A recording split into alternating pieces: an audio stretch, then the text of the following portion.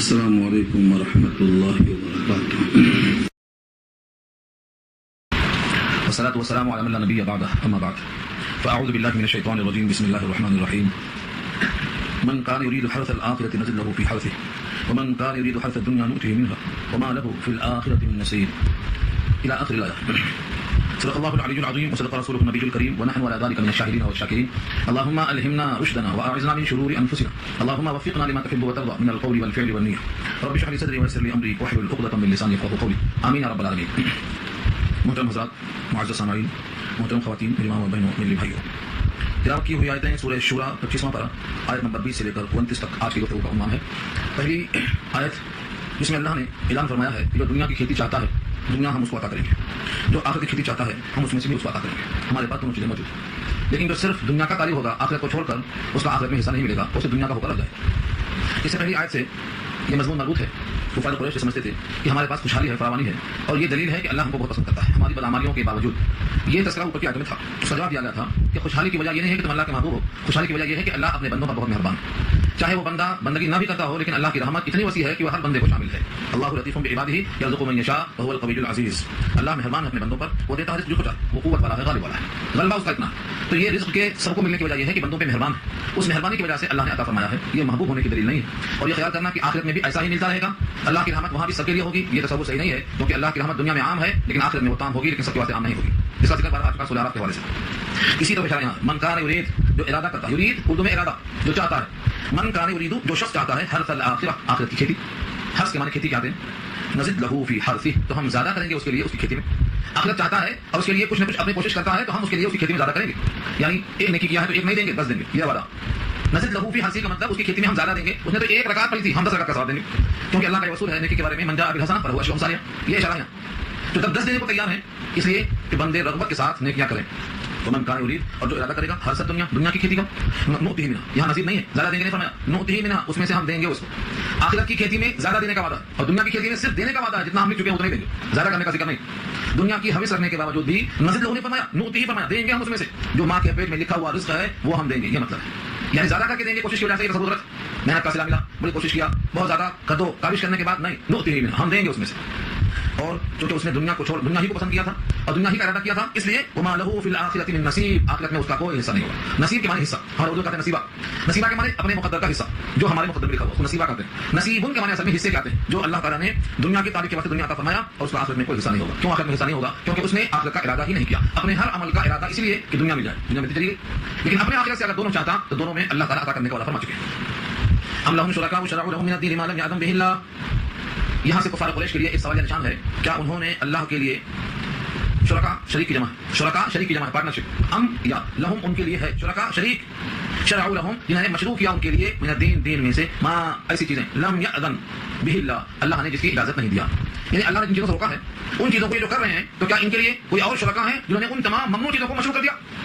جو غلط کام یہ کرتے ہیں، جس کو یہ حلال اور طیب سمجھتے ہیں، نجات کا ضامن سمجھتے ہیں، کیا ان کے دماغ میں یہ ہے کہ کوئی شرکا ہے، کوئی اور پارٹنرشپ ہے کہ انہوں نے اللہ کی ممنوع کی ہوئی چیزوں کو مشروع کر ڈالا اور یہ اس کو فالو کر رہے ہیں؟ ایسا بھی نہیں ہے. یہاں شرع اسی کی طرف، ام یا لہم ان کے لیے، شرکا شریک ہیں، شرعوا جنہوں نے مشروع کیا، یعنی شریعت بنا ڈالا. شریعت کے معنی طریقت، ایسا راستہ جو ان کے لیے چلنے کو طے کیا گیا ہے وہ ہے شرعوا. مشروعیت کہتے ہیں جواز کو. لہم ان کے لیے، من الدین دین میں سے، ما ایسی چیزیں، لم یأذن به اللہ جس کی اجازت نہیں دی اللہ نے. اللہ نے کہا حرام ہے وہ کرتے ہیں. اور ان کے ان حرام کاموں پر اللہ کا عذاب کیوں نہیں آتا؟ یہ اشکال. تو میں اگر ایک کلمہ اللہ کی طرف سے پہلے سے صادر نہ ہو چکا ہوتا کہ ان کو ہم نے ایک وقت مقررہ کے واسطے رکھا ہے تو ان کی کوتاہیوں پر فیصلہ تک ہو چکا ہوتا. ولولا کلمۃ الفصل، اور اگر ایک کلمہ فیصل کرنا ہوتا، فیصل سے مراد قول فیصل، فیصلہ کر دینے والا کلمہ، لقضی بینہم، تو ان کے درمیان اب تک فیصلہ ہو چکا ہوتا. اور قول فیصل کیا ہے اللہ کا، کہ اس امت کو ہم آخرت تک رکھیں گے، کیونکہ اس امت پر آخرت تک رکھنے کا مقصد یہ ہے کہ اب کوئی نئی امت پیدا نہیں ہوگی، انہیں کو رکھنا ہے قیامت تک کے واسطے. وان الظالمین لهم عذاب علیم، اور بے شک جو ظالم ہیں ان کے لیے عذاب ہے المناک، دردناک عذاب ہے. وہ دردناک اور المناک جو عذاب ہوگا اس موقع پر ان کی کیا کیفیت ہوگی؟ ترى الظالمین، آپ دیکھیں گے ظلم کرنے والوں کو، ظالمین کو دیکھیں گے، مشفقین، ڈرتے ہوئے ہوں گے. مشفق کی جمع ہے مشفقین. مشفق کے معنی ہمارے اردو میں جو شفیق سے بنا ہے وہ تو مہربانی کرنا ہے، لیکن یہ مشفق جو ہے اشفاق سے بنا ہے، اور اشفاق کا معنی ڈرانا. تو مشفقین کے معنی ڈرتے ہوئے ہوں گے، مما کسبوا، اس چیز سے جو انہوں نے کمایا ہے، یعنی اپنے کرتوت سے یا اپنے اعمال بد سے وہ ڈرتے ہوئے ہوں گے. وہ واقع بہم، اور وہ اعمال بد کا نتیجہ ان پہ پڑنے والا ہے. واقع ہونے والا ہے مطلب پڑنے والا. جس سے یہ ڈرتے ہیں اس کا وبال ان پہ پڑنے والا ہے، چھٹکارا اسے نہیں ملتا. اس کے برخلاف جو اللہ پر ایمان لانے والے ہیں، بجائے ظلم کرنے کے یقین کرنے والے ہیں، ان کا حال فرمایا والذین آمنوا وعملوا الصالحات فی روضات الجنات، اور وہ لوگ جو ایمان لائے اور عمل صالح کیا جنت کے باغوں میں ہوں گے. روضات جمع ہے روضتن کی، روضتن کے معنی باغ. آپ نے پڑھا ہوگا ریاض الجنہ، وہ کیا ہے؟ جنت کے باغوں میں سے ایک باغ ہے، جنت کی کیاریوں میں سے ایک کیاری ہے۔ ممبری بین ممبری و حوضی، نبی صلی اللہ علیہ وسلم کے حوض اور ممبر کے درمیان، میرے کمرے اور ممبر کے درمیان جو مقام ہے یہ روضۃ من رياض الجنہ ہے۔ تو روضہ کے معنی آتے ہیں جنت، جنت کی کیاری۔ فرمایا کہ مومن کے واسطے اللہ کی طرف سے جنتوں کے اندر بہترین باغ ان کے واسطے، جنت خود باغ کو بولتے ہیں۔ تو جنتوں کے باغات کا مطلب کیا ہے؟ جنت میں بہت سی چیزیں ہوں گی، محلات کے ہوں گے، لیکن ان کے واسطے اللہ تعالیٰ نے باغوں میں انتظام کیا ہے، باغوں میں قیام فرمائیں گے۔ اس میں کیا ملے گا؟ ایک دو نعمتیں ہوتی تو اس کو بیان کرتے، 10-20 کو بیان کرتے، اس لیے فرمایا لہم ما یشاؤون، ان کے لیے ہے جو چاہیں، مشیت ڈال دیا اللہ نے، وہ جو چاہیں گے ان کے لیے وہاں ہے، لہم ما یشاؤون عند ربہم، ان کے رب کے پاس ہے جو وہ چاہیں گے، ذالک هو الفضل الکبیر، یہی تو ہے جو بڑی کامیابی ہے۔ ہوا یہی، یہ حضر کا جو ترجمہ ہے، ہی کا یہ ہوا کا ترجمہ ہے، ذالک هو الفضل الکبیر، یہی تو ہے بڑی کامیابی، جس کو ہم سمجھتے ہیں بڑی کامیابی دنیا کی، وہ نہیں ہے، یہ بڑی کامیابی ہے کہ جنت کے باغات میں اور جنت کے محلات میں اللہ تعالیٰ کی طرف سے جو وہ چاہیں ان کو بتا، اللہ کی عطا میں کوئی کمی نہیں۔ اللہ فرماتے ہیں یہ وہ خوشخبری ہے جو اللہ سناتے ہیں اپنے بندوں کو، ذالک الذی یبشر اللہ عبادہ الذین آمنوا وعملوا الصالحات، یہ وہ خوشخبری ہے، یہ وہ نعمتیں ہیں کہ اللہ بشارت دیتا ہے اپنے بندوں میں سے جس کو چاہتا ہے، خاص طور سے ان کو جو ایمان والے ہیں اور عمل صالح کرنے والے ہیں، یعنی ایمان عمل صالح کرنے والے بندوں کو اللہ بشارت دے رہے ہیں اس نعمت کی۔ ان کو سنانے کے بعد کفار قریش کو مخاطب کرانے کے لیے نبی صلی اللہ علیہ وسلم کو اللہ کا حکم ہوتا ہے، اے نبی آپ ان سے کہیے تم نبوت کا اور میری قیادت کا لحاظ نہیں کرتے تو کم سے کم کچھ تو قراردادی کا لحاظ کر لو کہ میں تمہارے درمیان پلا بڑھاؤں، تمہارے اپنے خاندان کا کشم چراغ ہوں، تمہارے درمیان میرے رشتہ داریاں اور نقداریاں، کم سے کم اس کا تو تمہیں لحاظ کرنا چاہیے۔ قل لا اسألکم علیہ اجرا، کہہ دیجیے کفار قریش کو سناتے ہوئے میں تم سے اس پر کوئی محنتانہ کوئی اجرت نہیں چاہتا، لا اسألکم علیہ اجرا، یہ نبوت پر ایمان لانے پر جنت کی بشارت اور قرآن پر ایمان لانے کے سلے میں جنت کے باغاتوں کی خوشخبری، ان کے پاس جو نعمتیں ہیں اللہ نے انتظام کیا ہے اس کا پیغام سنا کر تمہیں خوش کرنا، ان تمام امور پر تم سے مجھے کوئی اجر نہیں چاہیے، لا اسألکم علیہ اجرا الا المودۃ فی القربى، لیکن قرابت داری میں محبت تو چاہیے، کم سے کم یہ تو خیال ہو کہ میرے گھر کا، میرے خاندان کا، میرے قبیلے کا، میرے شہر کا، میرے ملک کا ایک فرد ہے جو مجھ کو ایسی نعمتیں دے رہا ہے، کم سے کم قرابت داری کی محبت ہونا چاہیے۔ یہ فرمایا الا المودۃ فی القربى، سوائے محبت کی قرابت داری کی، اس جملے سے اخذ کیا گیا ہے کہ خاندان کا اگر کوئی شخص کسی بھلائی میں کوشش کرتا ہو تو خاندان کے بقیہ افراد کو اس سے ہمدردی اور محبت کرنا چاہیے، قرابت داری کا صلہ اس کو ملنا چاہیے، یہاں پر کہا گیا ہے خاندان والوں کو چاہیے کہ اس کے اس احسان کا دنیاوی صلہ اور بدلہ کم سے کم نہ دے تو محبت کا اظہار ضرور کرے، اور محبت کے اظہار کا طریقہ کیا ہے؟ آقا نے فرمایا اگر تمہیں کسی سے محبت ہو تو ایک مرتبہ اس کو مطلع کر دو کہ مجھے تم سے محبت ہے اور اس وجہ سے، تو اللہ تعالیٰ اس کے دل میں بھی تمہاری محبت ڈالیں گے، یہ اصول حضور کا یہ ارشاد ہے۔ اس کا مطلب یہ ہے کہ علم کی وجہ سے، بتلا دینے کی وجہ سے یہ طرفین میں محبت ہوتی ہے، تو یہ محبت مطلوب ہے جو قرابت داری میں کسی بھائی کی بنیاد پر، اس پر بہت ساری روایتیں ہیں، بہت ساری حدیثیں کہ قرابت داری کی بنیاد پر صرف اس واسطے نہیں کہ میرے خاندان کا آدمی ہے، بلکہ اس بنیاد پر کہ ایک عمدہ کام میرا اپنا آدمی کر رہا ہے، اس کی حمایت کرنا، اسے محبت کا اظہار کرنا، اس کے لیے ہر قسم کا تعاون کرنا، اس کے راستے رکاوٹوں کو دور کرنا، راستے ہموار کرنا، ذہن سازی کرنا، اس کی فکر کو لے کر آگے بڑھنے کی صحیح کرنا، یہ سب شامل ہے اس کے اندر۔ اس واسطے نبی صلی اللہ علیہ وسلم کے لیے امت کو تعلیم دی گئی ہے کہ ان کا اکرام کرو، ان کی عزت کرو اور ان کا بھرپور تعاون کرو، ان کے نازل کیے ہوئے ان کے پیغامات کو لے کر آگے بڑھو، سارے احکامات آئیں، وعزروه وتوقروه، یہ سب نبی کے واسطے کہا گیا، نبی کا احترام کرو، نبی کا اکرام کرو۔ تو یہ مکے والوں سے کہا گیا ہے کہ کم سے کم تم قرابت داری کا لحاظ کرو۔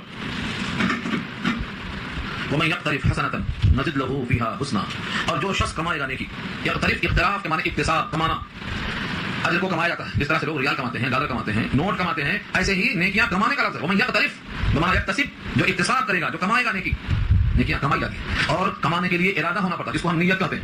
ہم نماز کیوں پڑھتے ہیں؟ یہ ہماری کمائی، اگر کمائی کی نیت سے نماز پڑھیں گے تو مزہ آئے گا، مگر کمائی کی نیت نہیں آتی، کھانا پوری کی نیت سے پڑھ لیتے، نہیں پڑھیں گے تو پڑے گی، جوتے پڑھیں گے اس خیال سے پڑھ لیتے ہیں، یہ کمائی نہیں، دفع شر کے واسطے نہیں پڑھنا ہے، حصول اجر کے واسطے پڑھنا، یہ ہے سب ایک طرف۔ ومن یقترف حسنة، اور جو کمائی لانے کی، نزد له فيها حسنا، تو ہم بڑھا دیں گے اس کے لیے اسی مہینے کی خوبی بڑھا دیں گے، جو میں نے ابھی عرض کیا، اللہ تعالیٰ اعمال کو سبب بنا کر جنت داخل کریں گے، اور اعمال سے جتنا ہم کو ملنا چاہیے اتنا بلکہ اس سے بڑھ کر انعامات دینے کے بعد اپنے کرم سے مزید دیدار کرائیں گے اور فرمائیں گے یہ زیادہ ہے، یہ زیادہ ہے، یہ اعمال کا بدلہ نہیں ہے، اعمال کا بدلہ تو نعمتوں کی شکل میں آ گیا، اب دیدار الہی ہوگا، یہ مزید اضافہ جس کو اللہ نے زیادہ فرمایا، للذین احسنوا الحسنى وزیادہ، سو یہ اس کا کہا ہے، یہاں فرمایا نزد له فيها حسنا، ہم بڑھا چڑھا کر دیں گے اس کو، ان اللہ غفور شکور، بے شک اللہ غفور ہیں اور شکور ہے، یہ غفور بھی مبالغہ ہے، شکور بھی مبالغہ ہے، دونوں مبالغہ معنی بہت مغفرت کرنے والا، بہت قدردان ہے، شکور کے معنی جب ہماری طرف منسوب ہوگا تو شکریہ ادا کرنا، اور جب اللہ کی طرف منسوب ہوگا تو ہمارے اعمال کی قدر کرنا، اللہ شکور قدر کرتے ہیں، بے شک اللہ مغفرت کرنے والے اور قدردان ہیں، وکان اللہ شاکرا علیما، دوسرے مقام پہ آ چکا ہے سورہ نساء میں کہ اللہ جاننے والے قدردان، آدمی جس چیز کی قدر نہیں کرتا، آنسوؤں کی قدر اللہ کرتے ہیں، ایک آنسو جو اللہ کے خوف سے نکلے گا وہ جہنم کی آگ کو بجھا دے گا، آنسو کی قیمت کون دے سکتا ہے؟ آنکھوں سے نکلا ہوا آنسو کا قطرہ جو اللہ کے خوف سے نکلا، اللہ تعالیٰ اس آنکھ کے آنسو کے ذریعے سے جہنم کی بڑی بڑی آگ کو بجھا دے گی، یہ قدردانی ہے، شکور کا مطلب یہ ہے، اللہ قدردان ہے، ہمارے ایک ایک تصویر کی قدر کرتے ہیں، سبحان اللہ آپ کہتے ہیں بڑی محنت نہیں لگی، مگر اس سبحان اللہ کی اللہ قدر کرتے ہیں، الحمدللہ کی اللہ قدر کرتے ہیں، استغفر اللہ کی اللہ قدر کرتے ہیں، ایک ایک ذرے میں جو ہم نیکیاں کماتے ہیں، آپ نے مسجد سے ایک دن کا نکال کے باہر پھینکا، چھوٹا سا عمل ہے، اللہ اس کی قدر کرتے ہیں، راستے سے ایذا کی تکلیف کو ہٹا دیا، اللہ قدر کرتے ہیں، خندہ بٹھانے سے ملاقات کیا، اللہ قدر کرتے ہیں، چھوٹے چھوٹے عمل کو جس کو ہم سمجھتے ہیں کسی کو حیثیت نہیں ہے، اللہ تعالیٰ اس کی قدر کرتے ہیں، اسی کو شکور کہا، ان اللہ غفور شکور، اللہ قدردان۔ اب یہاں سے ایک اشکال کا جواب ہے. کفار قریش کہتے تھے کہ قرآن نبی صلی اللہ علیہ وسلم نے بلکہ پیش کر دیا ہے, اللہ کا نازل کیا ہوا نہیں ہے. اس کا جواب دیتے ہیں ام یقولون افترا علی اللہ کذبا, کیا وہ لوگ کہتے ہیں کہ اس نے باندھا ہے اللہ پر جھوٹ, یعنی اللہ نے نہیں کہا ہے اور نبی نے منسوخ کر دیا کہ اللہ کا کہا ہوا ہے. کیا ایسا ہو سکتا ہے؟ فإن يشاء الله يختم على قلبك, بس اگر اللہ چاہیں تو وہ مہر لگا دیں تمہارے دل پر. یعنی اگر اللہ تعالیٰ کی طرف کوئی بات منسوخ کرے گا, کسی پلان کے تحت ایسا کرے گا, تو یہ بات تو دل میں آئے گی, خیال میں آئے گی, تبھی تو کرے گا. اور اللہ اگر نہ چاہیں تو دل میں پلان ہونے کے باوجود آدمی ادا نہیں کر سکتا, دل پہ مہر لگا دیں گے. اللہ تعالیٰ چاہیں تو تمہارے دل پہ مہر لگا دیں, اس لیے اللہ تعالیٰ نے مہر نہیں لگایا اور یہ بات کہنے کا موقع دیا. یہ دلیل ہے کہ یہ اللہ کی طرف سے آیا ہوا پیغام ہے. اگر گڑھا ہوا ہوتا تو اللہ اس کو برداشت نہیں کرتے, اللہ اس پہ مہر لگا دیتے. فَيَشَاءُ اللَّهُ يَخْتِمُ عَلَىٰ قَلْبِكَ, بس اگر اللہ چاہتا وہ مہر لگاتا تمہارے دلوں پر. وَيَمْحُ اللَّهُ الْبَاطِلَ وَيُحِقُّ الْحَقَّ بِكَلِمَاتِهِ, اور اللہ باطل کو مٹا دیتے اور حق کو حق ثابت کر دیتے اپنے کلمات کے ذریعے سے. یعنی اگر بفرض محال سپوز یہ کلام اللہ کا نہ ہوتا تو آپ کے دل سے مٹا دیتے, اور جو باطل چیز ہے باطل کو مٹا کر جو حق ہے حق کو ظاہر کر دیتے, اپنے کلمات کو نافذ کر دیتے. اللہ تعالیٰ اس پر قادر. انہ علیم بذات الصدور, بے شک وہ جانتے ہیں دلوں کی بات کو, دلوں کی بات کو اللہ خوب جانتے ہیں. اللہ کے اوصاف میں سے خاص صفت یہ ہے کہ کتنا بھی بڑا گناہ ہو جائے اللہ بندوں کی طرف سے توبہ قبول کر لیتے ہیں جب تک اس کا وقت باقی ہے. بڑے سے بڑا گناہ, سمندر کی تھا کے برابر گناہ ہو, اگر بندہ سچے دل سے اپنے گناہ کا اعتراف کر کے تعافی کرنا چاہے تو اللہ کا یہ خاص وصف ہے. اللہ خود فرماتے ہیں وهو الذی یقبل التوبۃ عن عبادہ, وہی تو ہے جو قبول کر لیتا ہے توبہ اپنے بندوں سے. دنیا میں اور کوئی نہیں ہے جو بندوں کی توبہ قبول کرنے کا حق رکھتا ہو. دنیا میں جو رسول چلا ہے, کسی انسان کے پاس گئے توبہ کر لیا, اس کا اختیار بندوں کو نہیں ہے. بندوں کو اس کا اختیار نہیں ہے کہ بندے کسی گناہ کو معاف کر دے.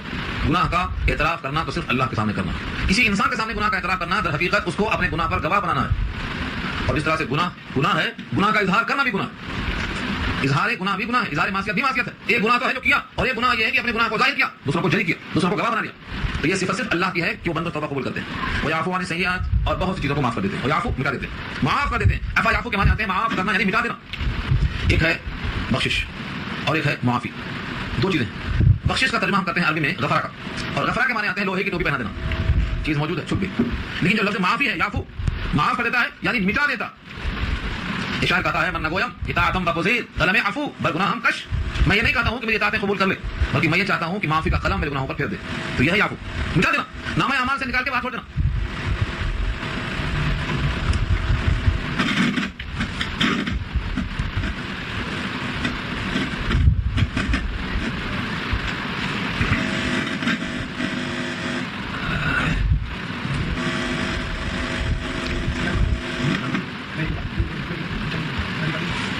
ویعفو عن السیئات, گناہوں کو معاف کر دیتا.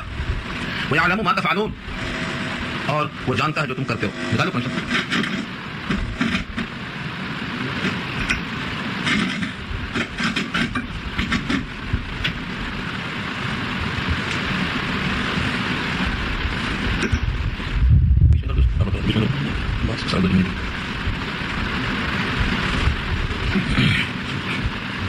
اللہ کی خاص صفات میں سے یہ ہے کہ وہ بندوں سے توبہ قبول کرتے ہیں اور سیئات کو مٹا دیتے ہیں, اور جو تم کرتے ہو وہ سب جانتے ہیں. یہ تین صفتیں صرف اللہ کی. صفت میں کسی کا اسلام, گناہوں کو مٹا دینا, توبہ کو قبول کرنا, اور جتنا تم کرتے ہو سب جاننا.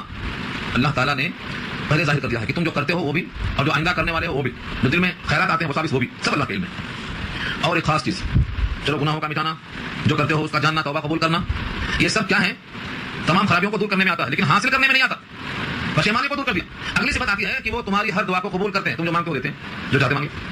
ویستجیب, استجابت کے معنی آتے ہیں قبول کرنا. ویستجیب, اور قبول کر لیتے ہیں. ویستجیب الذین آمنوا وعملوا الصالحات ویزیدہم من فضلہ, اللہ تعالیٰ دعائیں قبول کرتے ہیں ان کی جو ایمان لے آئے اور عمل صالح کیے, اور زیادہ دیتے ہیں ان کو اپنے فضل سے. یہاں ایمان والوں کی دعاؤں کا ذکر کیوں کیا؟ کافروں کی دعا بھی قبول ہوتی ہے لیکن ہر دعا قبول نہیں ہوتی.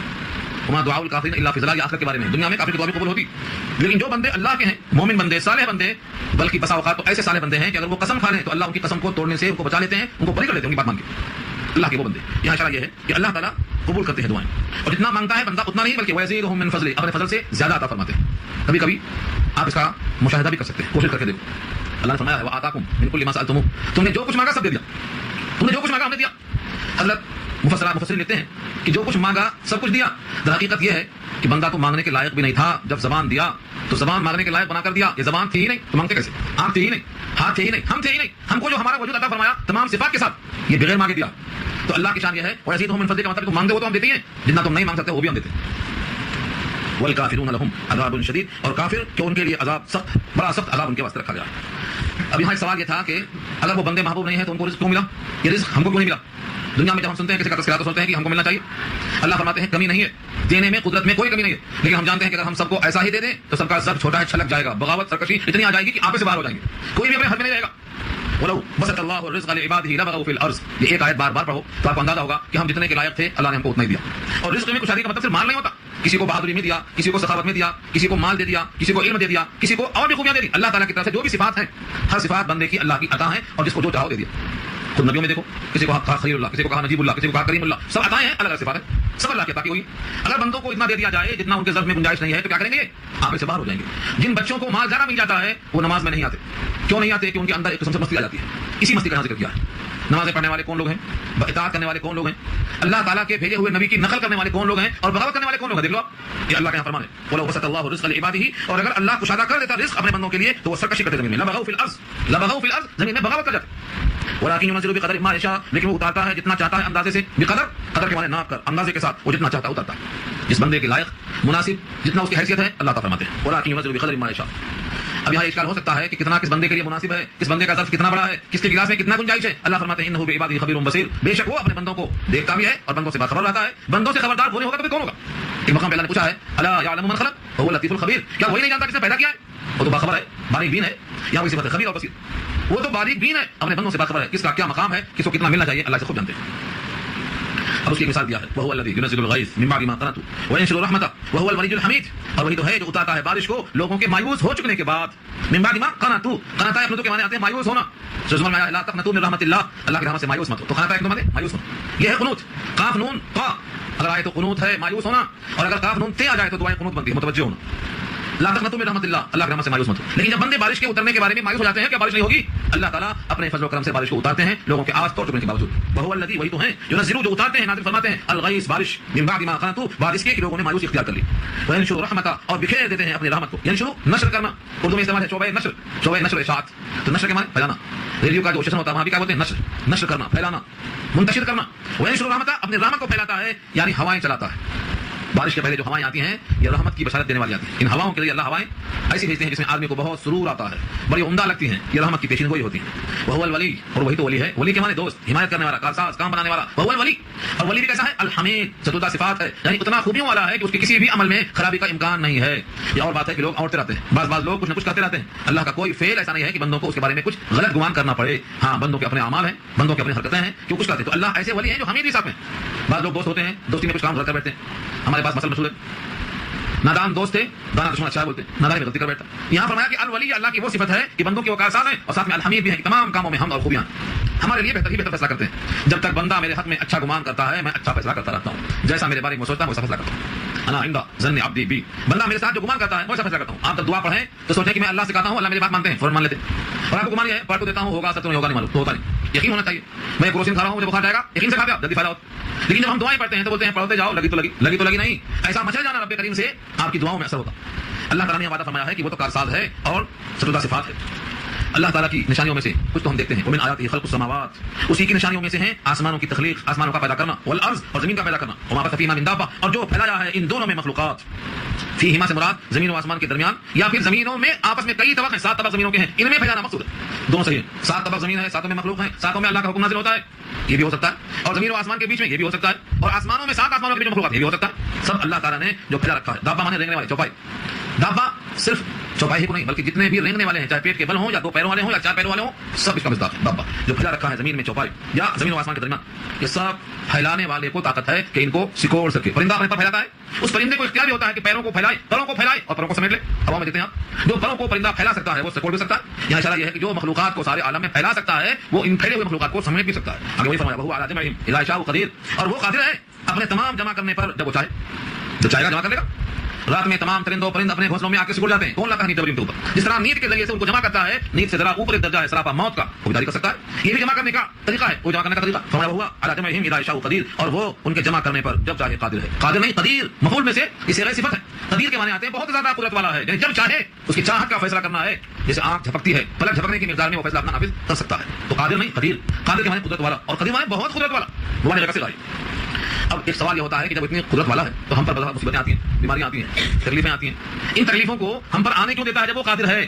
فرمایا تمہارے کرتوت کا کچھ صلہ ہے یہ، تاکہ تو دھلائی ہو جائے، اور زیادہ تر ہم معاف کر دیتے ہیں۔ کچھ گناہوں پر ہم پکڑتے ہیں تو تم کو تکلیف محسوس ہوتی ہے، اگر سارے گناہوں پر پکڑ لیں تو زمین پر ایک بھی چلنے والا نہیں ملے گا۔ یہ یہاں سے رکوع شروع ہو رہا ہے، یہ گفتگو انشاءاللہ آیت نمبر 30 سے آئندہ آئے گی، یہ مضمون شروع ہوا ہے۔ دعا کر لیجیے۔